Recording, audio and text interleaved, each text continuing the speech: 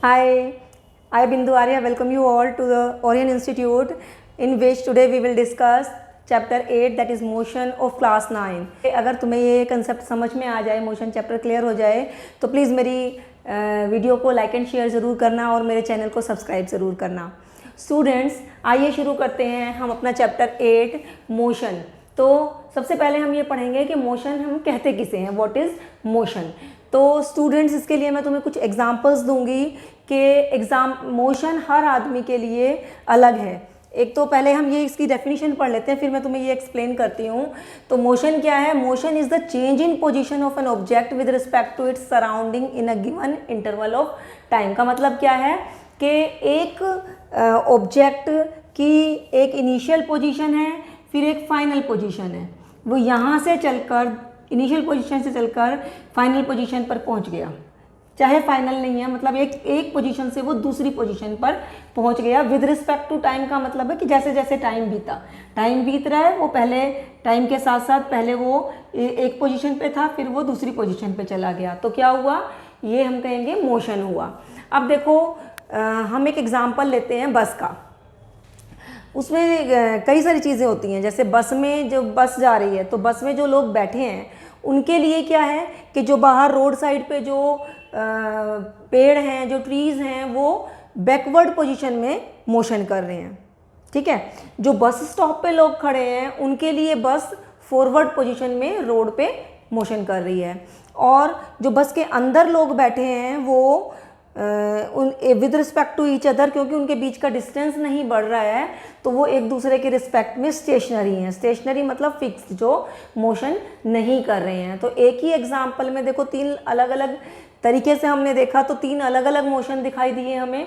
तो इसीलिए कहते हैं कि मोशन हर एक के लिए एक अलग है। और साथ में मोशन में एक चीज़ और है कि एक रेफरेंस पॉइंट होता है। जैसे मान लो कि तुम्हारा स्कूल है, तो तुम्हें कोई पूछता है कि भाई तुम्हारा स्कूल कहाँ है, तो तुम कहोगे कि पोस्ट ऑफिस से 2 किलोमीटर दूर है। लेकिन क्या वो हर जगह से 2 किलोमीटर दूर है? नहीं, वो पोस्ट ऑफिस से 2 किलोमीटर दूर है। तो पोस्ट ऑफिस क्या हो गया? ओरिजिन हो गया। अगर तुम कहोगे कि मेरा स्कूल डोमिनोज से 15 मिनट की दूरी पे है, तो डोमिनोज उस टाइम उसका रेफरेंस पॉइंट हो गया। रेफरेंस पॉइंट को हम ओरिजिन कहते हैं। ओरिजिन मतलब जहाँ से शुरू हुआ, वो हमारा रेफरेंस पॉइंट हो जाता है। तो स्टूडेंट्स, आइए हमने देखा कि क्या डेफिनेशन है मोशन की, कि मोशन क्या है कि ये चेंज इन पोजीशन, मतलब पहले एक पोजीशन थी, फिर दूसरी पोजीशन हो गई, उसकी पोजीशन चेंज हो गई विद रिस्पेक्ट टू टाइम। तो इसे हम क्या कहते हैं? मोशन कहते हैं। ठीक है। तो चलो, अभी इस चैप्टर को मैंने 3 पार्ट्स में डिवाइड किया है। पहले पार्ट में हम थोड़ी थ्योरी पढ़ेंगे, जिसमें हम क्या पढ़ेंगे? एक तो हमने ये पढ़ लिया मोशन किसे कहते हैं, और हम कुछ डिफरेंसेस पढ़ेंगे। 4 डिफरेंस पढ़ेंगे। एक डिफरेंस है स्केलर और वेक्टर क्वांटिटी में, जो तुम्हारी बुक में नहीं है, लेकिन ये एक बेसिक चीज़ है। दूसरा जो हम पढ़ेंगे वो है तुम्हारा डिस्टेंस और डिस्प्लेसमेंट में difference. Third is speed and velocity में difference, and fourth is uniform और नॉन यूनिफॉर्म मोशन में डिफरेंस। तो ये 4 डिफरेंस हम पढ़ेंगे। इनमें से एक डिफरेंस तुम्हारे पेपर में आता ही है। Most probably differentiate between speed and velocity her school के पेपर में होता है। तो ये वाला पार्ट बहुत इंपॉर्टेंट है। और ये फर्स्ट पार्ट में हमने ये चीज़ें पढ़नी है, जिसमें हमने मोशन पढ़ लिया और डिफरेंस पढ़ेंगे। हम ये 4 डिफरेंसेस पढ़ेंगे, और इस पहली वीडियो में हम इतना ही पढ़ेंगे। फिर हम इसके सेकंड पार्ट, जो उसका सेकंड वीडियो आएगा, उसमें हम कुछ डेरिवेशंस करेंगे। इक्वेशंस ऑफ मोशन, सबको पता है तुम्हें कि इक्वेशंस 3 इक्वेशन ऑफ मोशन है। उन तीनों इक्वेशन ऑफ मोशन की ग्राफिकल रिप्रेजेंटेशन करेंगे, यानी हम उन्हें डेराइव करेंगे, और उसी में मैं तुम्हें कुछ ग्राफ्स भी बताऊंगी। और थर्ड पार्ट में हम उसके न्यूमेरिकल्स करेंगे। तो देखना ना भूलें तीनों पार्ट वीडियो के, क्योंकि ये बहुत इंपॉर्टेंट है। ये चैप्टर बहुत इंपॉर्टेंट है, not only for 9th class, लेकिन मैं आपको बता दूं कि जो भी 9th क्लास की साइंस है वो ही रिपीट होकर तुम्हें 11th क्लास में आती है। जो बच्चे 11th में साइंस लेते हैं, मोशन चैप्टर बहुत इंपॉर्टेंट है उनके लिए। कुछ बच्चों ने तो अभी से डिसाइड कर लिया होगा कि हमने आगे अपने क्या सब्जेक्ट्स लेने हैं, तो उसी हिसाब से इस चैप्टर को समझने की कोशिश करना। ये चैप्टर इज़ वेरी इंपॉर्टेंट। चलिए शुरू करते हैं इसका नेक्स्ट पार्ट। तो स्टूडेंट्स आइए शुरू करते हैं हम difference between scalar and vector quantity. तो स्केलर क्वांटिटी और वेक्टर क्वांटिटी में डिफरेंशिएट करेंगे हम। तो क्या है इनमें मेन डिफरेंस क्या है कि स्केलर क्वांटिटी किन्हें कहते हैं? स्केलर क्वांटिटी वो क्वांटिटी होती हैं स्टूडेंट्स जिनमें सिर्फ मैग्नीट्यूड होता है, डायरेक्शन नहीं होती, उन्हें हम क्या कहते हैं? उन्हें हम स्केलर क्वांटिटी कहते हैं। इसके एग्जांपल्स क्या हैं? जैसे डिस्टेंस, स्पीड, मास एटसेट्रा। तो जैसे हम कहेंगे कि जो रूबी है वो उसने 2 किलोमीटर का डिस्टेंस कवर किया, तो ये क्या हुआ? ये हुआ तुम्हारा स्केलर क्वांटिटी। तो डिस्टेंस हुआ स्केलर क्वांटिटी। या कहेंगे कि वो जो रूबी है वो 2 किलोमीटर पर आवर की स्पीड से जाती है। तो हमने जब वो 2 किलोमीटर पर आवर की स्पीड से जाती है तो इसमें सिर्फ क्या है? मैग्नीट्यूड है। हम क्या बता रहे हैं? 2 किलोमीटर पर आवर, मैग्नीट्यूड जिसे हम नाप सकते हैं। तो ये हो गया हमारा स्केलर क्वांटिटी। और अगर यही बात हम कहें कि जो रूबी है वो 2 किलोमीटर पर आवर की स्पीड से नॉर्थ डायरेक्शन में जा रही है, तो ये एक वेक्टर क्वांटिटी होगी। क्यों? क्योंकि इस क्वांटिटी में जो हमने बताया उसमें मैग्नीट्यूड और डायरेक्शन दोनों हैं। तो वो क्वांटिटीज़ जिसमें मैग्नीट्यूड, सिर्फ मैग्नीट्यूड होता है, उन्हें स्केलर क्वांटिटी कहते हैं। इसके एग्जांपल्स हैं डिस्टेंस, स्पीड, मास एटसेट्रा। और जो वो क्वांटिटीज़ जिनमें मैग्नीट्यूड एंड डायरेक्शन दोनों होते हैं उन्हें हम वेक्टर क्वांटिटीज़ कहते हैं। और इनका एग्जांपल क्या है? Displacement and velocity. और भी बहुत सारे हैं पर अभी तुम इतना ही जान लो। तो हमने पहला डिफरेंस कर लिया, जैसा कि मैंने तुमसे प्रॉमिस किया था कि हम 4 डिफरेंस करेंगे। पहला डिफरेंस हमने किया किसके बीच में डिफरेंस किया? स्केलर एंड वेक्टर क्वांटिटी के बीच में। अब हम जो नेक्स्ट करेंगे वो हम करेंगे डिस्टेंस और डिस्प्लेसमेंट के बीच में डिफरेंशिएट करेंगे। तो स्टूडेंट सेकेंड डिफरेंस जो हम पढ़ेंगे वो है डिस्टेंस और डिस्प्लेसमेंट के बीच में डिफरेंस पढ़ेंगे। लेकिन उससे पहले मैं तुम्हें एक एग्जाम्पल दूंगी, उसके बाद मैं तुम्हें इसके नोट्स दूंगी। तो देखो एक बहुत ही अच्छा एग्जाम्पल है ये कि ये इनिशियल पोजीशन है A और ये है B। मतलब रोहित है, मान लो एक लड़का रोहित है, वो यहाँ रहता है, दिल्ली में रहता है, ठीक है। यहाँ से वो उसकी B पोजीशन पे उसकी नानी का घर है विच इज़ 90 किलोमीटर अवे। तो रोहित का घर कहाँ है? दिल्ली में है और A पोजीशन पे है, और बी पोजीशन पे उसकी नानी का घर है। कितनी दूर है वो? 90 किलोमीटर्स दूर है। तो वो यहाँ से चला तो ये 0 हो गया और अपनी नानी के घर गया सीधा, तो उसने कितना डिस्टेंस कवर किया? ए टू बी उसने कितना डिस्टेंस कवर किया? उसने डिस्टेंस कवर किया 90 किलोमीटर, ठीक है। और फिर वो B से वापस आया, जब अपने घर वापस आ रहा था तो रास्ते में उसकी मौसी का घर पड़ता है, ठीक है, विच इज़ B से 30 किलोमीटर अवे टूवर्ड्स A। तो उसने A टू C कितना डिस्टेंस कवर किया? उसने डिस्टेंस कवर किया 0 से A से B तक 90 किलोमीटर, और B से वापस जब वो C आया तो 30 किलोमीटर, मतलब 90 प्लस 30 यानी 120 किलोमीटर। अब हम डिस्प्लेसमेंट में देखें, ये हमने डिस्टेंस देखा। अब हम डिस्प्लेसमेंट में देखें, यहाँ पे डिस्टेंस लिख देते हैं और यहाँ पर डिस्प्लेसमेंट लिख देते हैं। तो एक चीज़ देखें कि वो A से B पे गया, ठीक है। तो जो हमारी डिस्प्लेसमेंट होती है, डिस्टेंस तो क्या होता है? एक्चुअल पाथ कवर्ड को जो लेंथ होती है, length of actual path covered is distance. अगर ये A से B मान लीजिए पहले ऐसे गया, फिर ऐसे गया, ऐसे गया, किसी भी रास्ते से गया, लेकिन इसने जितना भी डिस्टेंस कवर किया वो हमारा A टू B आ जाएगा। लेकिन जो डिस्प्लेसमेंट होता है वो स्ट्रेट पाथ होता है, और उसकी डेफिनेशन वाइज अगर हम जाएं तो final position minus initial position is called displacement, ठीक है। तो फर्स्ट केस में A टू B वो 0 से यानी A से B तक गया, तो डिस्प्लेसमेंट कितनी हो गई? A टू B डिस्प्लेसमेंट हुई, अब देखो final position minus initial position. Final position है 90 किलोमीटर, इनिशियल पोजीशन है 0 किलोमीटर। तो डिस्प्लेसमेंट हो गई 90 माइनस 0 मतलब 90 किलोमीटर। तो हम कहेंगे कि डिस्टेंस भी 90 किलोमीटर, डिस्प्लेसमेंट भी 90 किलोमीटर हुआ इस केस में। लेकिन जब वो A टू C आया, A टू C, वो पहले A से B पे गया, B से वापस अपनी मौसी के घर आके रुक गया, ठीक है, 30 किलोमीटर वापस। तो यहाँ पे कितना हुआ, यहाँ के कंपैरिजन में ये 60 किलोमीटर बैठा। तो इसका मतलब है कि ये इसकी फाइनल पोजीशन है। तो अब उसकी डिस्प्लेसमेंट क्या है, A टू C, उसकी डिस्प्लेसमेंट क्या होगी, उसकी डिस्प्लेसमेंट होगी final position that is 60 minus 0 यानी 60 किलोमीटर। अब दोनों में फ़र्क आ गया।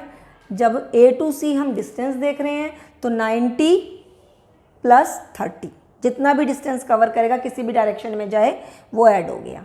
लेकिन डिस्प्लेसमेंट में final position minus initial position 60 kilometre हो गया।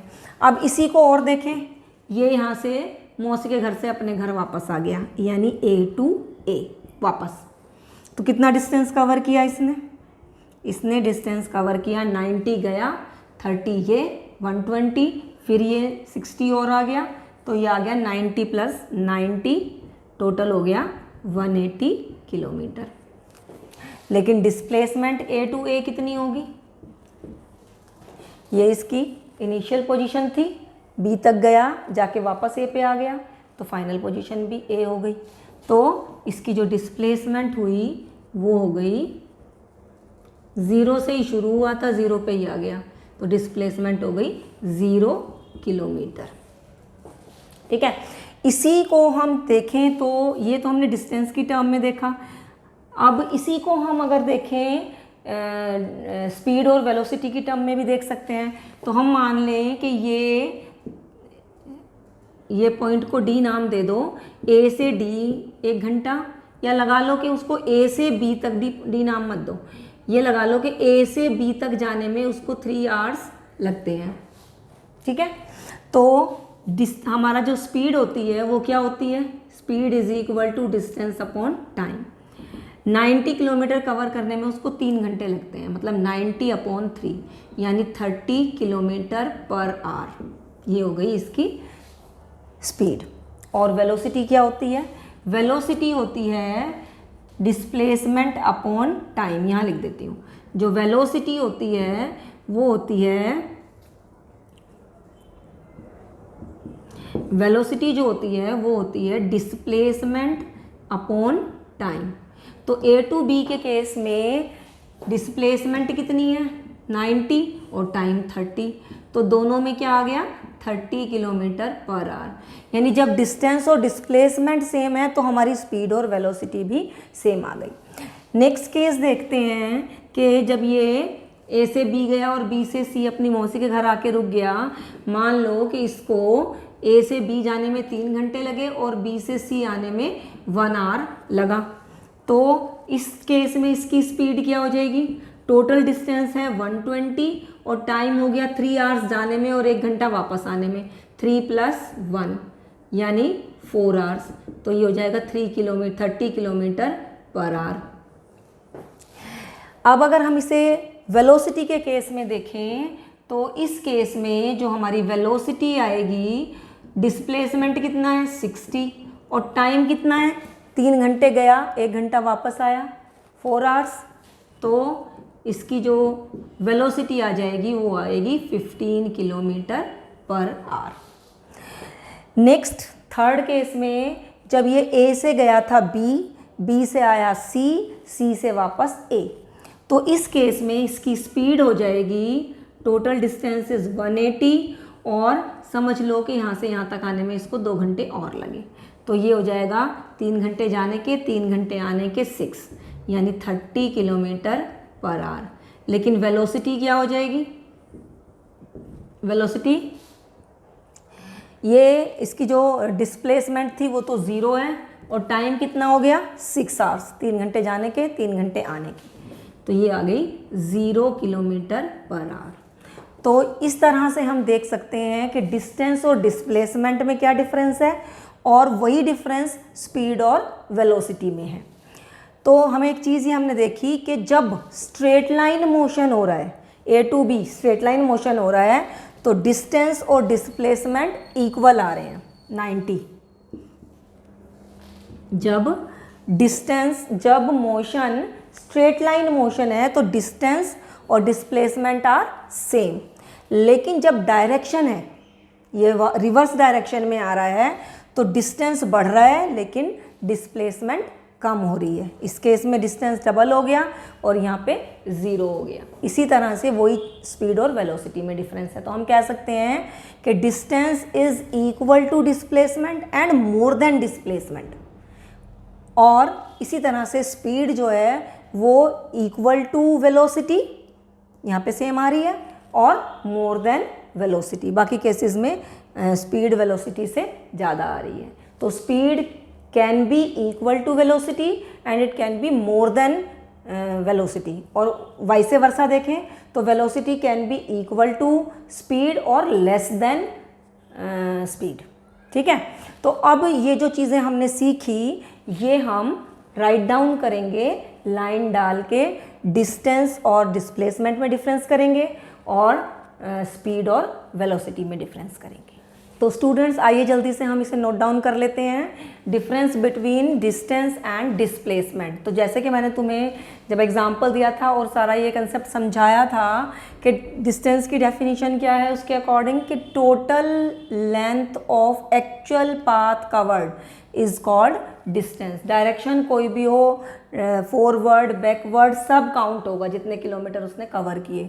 तो उस टोटल लेंथ को, उस पाथ की टोटल लेंथ को हम क्या कहेंगे, डिस्टेंस कहेंगे। और डिस्प्लेसमेंट जैसे कि मैंने तुम्हें बताया कि final position minus initial position, ये मैथमेटिकल हो गई। डेफिनेशन वाइज कहेंगे the shortest distance between initial position and final position is known as displacement.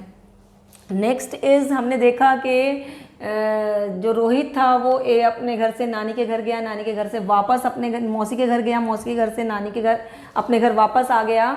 तो उसने जितना भी डिस्टेंस कवर किया वो कभी भी 0 नहीं हो सकता, कभी 0 नहीं हुआ। वो वापस घर आ गया तो 90 + 90 180 किलोमीटर उसका ऐड हो गया, तो डिस्टेंस कैन नॉट बी 0। और लेकिन हमने देखा कि डिस्प्लेसमेंट जब वो वापस अपने घर आ गया और हमने उसकी डिस्प्लेसमेंट चेक की तो इनिशियल पोजीशन भी ए था और फाइनल पोजीशन भी ए था, तो डिस्प्लेसमेंट क्या हो गई, 0 हो गई। तो displacement can be 0। Main difference है कि distance can not be 0 and displacement can be 0। Next हमने देखा कि distance is always equal to और ग्रेटर देन डिस्प्लेसमेंट। तो हमने जब कंपेयर किया था दोनों चीज़ों को, डिस्टेंस और डिस्प्लेसमेंट को अपने एग्जाम्पल में, तो हमने देखा था कि जब स्ट्रेट लाइन मोशन था तो डिस्टेंस और डिस्प्लेसमेंट इक्वल आ रहा था। बाकी ए टू सी जब हमने देखा और ए टू ए हमने देखा तो डिस्टेंस हमेशा डिस्प्लेसमेंट से ज़्यादा आ रहा था। तो हम कह सकते हैं कि distance is always equal to और ग्रेटर देन डिस्प्लेसमेंट। और अगर डिस्प्लेसमेंट की तरफ से देखें तो हम कहेंगे कि displacement is always equal to और लेस देन डिस्टेंस। और फोर्थ पॉइंट वो जो हमने स्केलर क्वांटिटी और वेक्टर क्वांटिटी का किया था कि जो डिस्टेंस है वो एक स्केलर क्वांटिटी है। स्केलर क्वांटिटी का मतलब है इट हैज़ मैग्नीट्यूड ओनली, और जो डिस्प्लेसमेंट है वो एक वेक्टर क्वांटिटी है, का मतलब है कि डिस्प्लेसमेंट में दोनों होते हैं, मैग्नीट्यूड और डायरेक्शन दोनों होते हैं। तो ये हमने बहुत ही इंपॉर्टेंट पार्ट किया है, difference between distance and displacement. और हम करेंगे difference between speed and velocity. तो उसका मैंने तुम्हें सारा कंसेप्ट समझा ही दिया था, उसके साथ ही अपने एग्जाम्पल में, रोहित वाले एग्जाम्पल में। तो अब हम सीधे उसके नोट्स बनाएंगे स्पीड और वेलोसिटी के बीच में, और इनमें से एक डिफरेंस ज़रूर पेपर में आता है, ज़्यादातर स्पीड एंड वेलोसिटी का डिफरेंस आता है। चलिए करते हैं। तो स्टूडेंट्स हमने पढ़ा difference between distance and displacement. Okay, difference तो पढ़ लिया, दोनों में सिमिलैरिटी क्या है, दोनों में एक सिमिलैरिटी है डिस्टेंस और डिस्प्लेसमेंट में, क्या कि दोनों की एसआई यूनिट इज़ मीटर। मतलब डिस्टेंस और डिस्प्लेसमेंट दोनों को ही हम मीटर में मेज़र करते हैं। ओके, तो नाउ हम we will study about the difference between speed and velocity. तो स्टूडेंट्स जैसा मैंने तुम्हें शुरू में बताया था कि जो डिफरेंस डिस्टेंस और डिस्प्लेसमेंट में है वही डिफरेंस स्पीड और वेलोसिटी में है। पहला पॉइंट अलग है बस कि इनकी डेफिनेशन डिफरेंट है। स्पीड होती है, जैसे हमने शुरू से पढ़ा है कि स्पीड क्या होती है, speed is equal to distance upon time, distance upon time. Time से डिवाइड करने का मतलब है कि हम एक यूनिट टाइम के लिए, 1 यूनिट टाइम मतलब 1 सेकेंड के लिए निकालते हैं हम, तो उसको हम कहते हैं स्पीड। क्या कि the speed of an object is distance covered पर यूनिट टाइम, डिस्टेंस कवर्ड पर यूनिट टाइम। तो स्पीड की डेफिनेशन ये है, और वेलोसिटी की डेफिनेशन क्या है, इज डिस्प्लेसमेंट पर यूनिट टाइम। तो वेलोसिटी हो जाएगी डिस्प्लेसमेंट अपॉन टाइम। यहाँ पे लिख देती हूँ, वैसे ये तुम्हारे पॉइंट्स में नहीं आना, एक तुम्हें डिफरेंस को अच्छे से समझने के लिए है। Displacement upon time, upon time मतलब per unit time, per unit time मतलब per one time, one time unit मतलब 1 यूनिट टाइम, 1 टाइम 1 यूनिट में, और 1 यूनिट क्या है, सेकंड में। 1 सेकंड में जो डिस्प्लेसमेंट हुई उसको हम वेलोसिटी कहते हैं। ओके, तो पहला डिफरेंस तो दोनों का डेफिनेशन का हो गया, ये डिस्टेंस अपॉन टाइम है, ये डिस्प्लेसमेंट अपॉन टाइम है वेलोसिटी। ओके, दूसरा डिफरेंस वही जो डिस्टेंस और डिस्प्लेसमेंट में था कि speed can not be 0 but velocity can be 0। और third difference is that speed is always equal to और greater than velocity and velocity is always equal to और लेस देन स्पीड।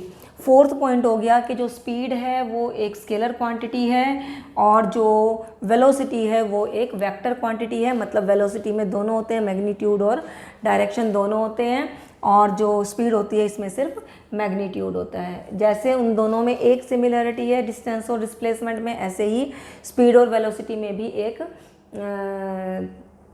सिमिलरिटी है। क्या कि दोनों की जो SI यूनिट है वो मीटर पर सेकेंड, मीटर पर सेकेंड मतलब मीटर अपॉन सेकेंड ऐसे भी लिख सकते हैं, या मीटर और सेकेंड के ऊपर -1 लगाने का मतलब उसको हम पर रीड करते हैं मीटर, और ये -1 लगाने को हम पर रीड करते हैं मीटर पर सेकेंड।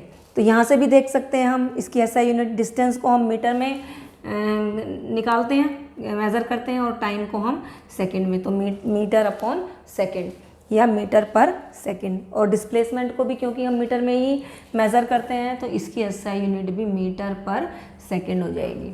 तो इस तरह से दोनों में डिफरेंस तो कई हैं लेकिन सिमिलरिटी एक है कि दोनों की SI यूनिट सेम है। तो इस तरह से हमने स्पीड और वेलोसिटी में भी डिफरेंस कर लिया, which is very very very important, बहुत आता है पेपर में ये।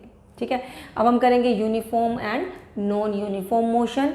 ठीक है, और एक चीज़ और मैं तुम्हें बताना चाहूँगी इसी वीडियो में, वो है एवरेज स्पीड। उसकी डेफिनेशन भी कई बार पेपर में आ जाती है।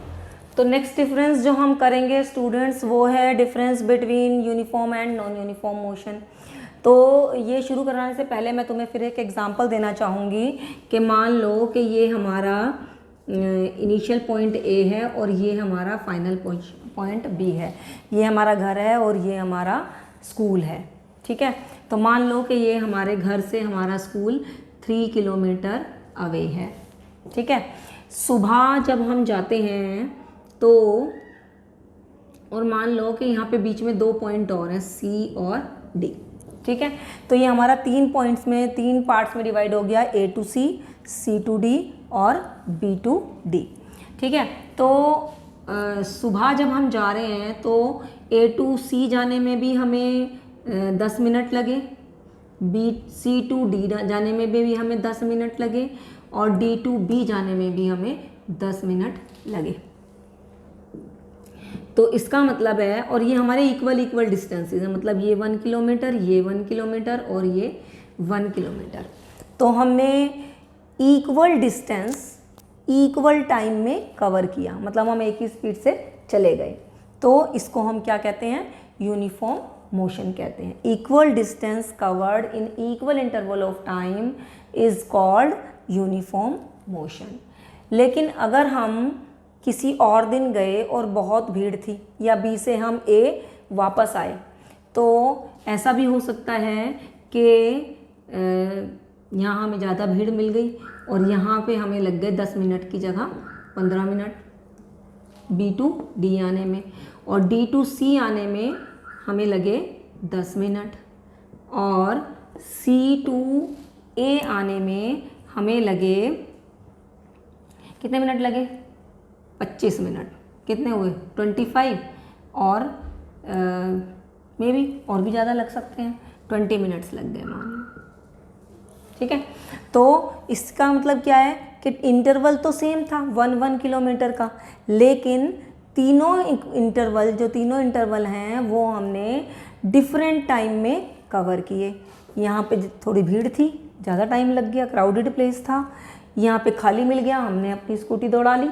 और यहाँ पे और भीड़ मिल गई, बाज़ार लगा हुआ था, तो क्या होगा कि इसमें और ज़्यादा टाइम लग गया। तो क्या हो गया, हमने हर एक 1 किलोमीटर डिफरेंट टाइम में कवर किया, यानी equal distances in unequal interval of time. तो हम इसे कहेंगे नॉन यूनिफॉर्म मोशन। कहीं पर हम तेज़ जा रहे थे, कहीं पे हम स्लो जा रहे थे, एक जैसी स्पीड से हम नहीं जा रहे थे। तो चलिए लाइन डाल के इनके बीच में डिफरेंस करते हैं। तो स्टूडेंट्स आओ नोट्स बना लेते हैं यूनिफॉर्म और नॉन यूनिफॉर्म डिफरेंस के, मोशन के डिफरेंस के। तो जैसा कि मैंने तुम्हें समझाया था, उसकी हमने डेफिनेशन लिख ली है कि when an object covers equal distance in equal intervals of time, मतलब डिस्टेंस और interval of time both are equal. ठीक है, डिस्टेंस में भी इक्वल लगेगा और इंटरवल ऑफ टाइम में भी equal. When an object covers equal distances in equal intervals of time then it is said to be in uniform motion। इसका example हो गया कि एक अनक्राउडेड यानी खाली सड़क पे एक कार दौड़ी जा रही है, तो वो कैसी स्पीड से जाएगी? यूनिफॉर्म मोशन से। और नॉन यूनिफॉर्म मोशन, एक यूनिफॉर्म मोशन का एक और एग्जाम्पल है जो हमारी अर्थ का मोशन है, जो हमारी अर्थ अपने एक्सिस पे रोटेट करती है, वो भी एक यूनिफॉर्म मोशन है।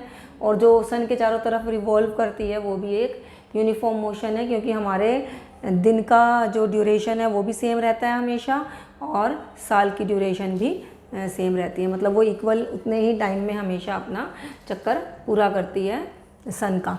ओके, तो नॉन यूनिफॉर्म मोशन की डेफिनेशन क्या है कि when an object covers unequal distance in equal intervals of time, या दोनों में से एक को अनइक्वल कर दो कि when an object covers equal distances in unequal interval of time, मतलब डिस्टेंस और इंटरवल ऑफ टाइम में से एक को अनइक्वल कर दो, एक इक्वल और एक unequal, then it is said to be in non uniform motion. और एग्जाम्पल क्या हो गया? Car moving on a crowded street, तो इसको हम कहेंगे नॉन यूनिफॉर्म मोशन का एग्जाम्पल होगा। कभी धीरे चलेगी, कभी तेज चलेगी। ठीक है, तो ओके, अब मैंने जैसे तुम्हें प्रॉमिस किया था, मैं तुम्हें एवरेज स्पीड और एवरेज वेलोसिटी की डेफिनेशन कराऊंगी। एंड बस हमारी इस वीडियो में हम इतना ही करेंगे, और नेक्स्ट वीडियो के लिए लास्ट में बताऊंगी। तो स्टूडेंट्स, तुमने देखा होगा कि जब हम कहीं जा रहे हैं, मान लो स्कूटी से जा रहे हैं या कार से जा रहे हैं, तो हमारी स्पीड हमेशा एक जैसी नहीं रहती। कहीं हम स्लो भी करते हैं, कहीं हम फ्लाईओवर आ जाए तो स्पीड बढ़ा भी देते हैं, खाली पड़ी हो सड़क तो भी तेज़ कर देते हैं, और क्राउडेड हो तो धीरे कर देते हैं। तो नॉन यूनिफॉर्म मोशन में तो हम कैसे बताएंगे? हमें कैलकुलेट करनी हो कि हम किस स्पीड से चला रहे हैं अपनी स्कूटी या अपनी कार, तो हम कैसे बताएंगे कि हमारी स्पीड क्या थी? तो इसके लिए हम जो टर्म यूज़ करते हैं वो है एवरेज स्पीड।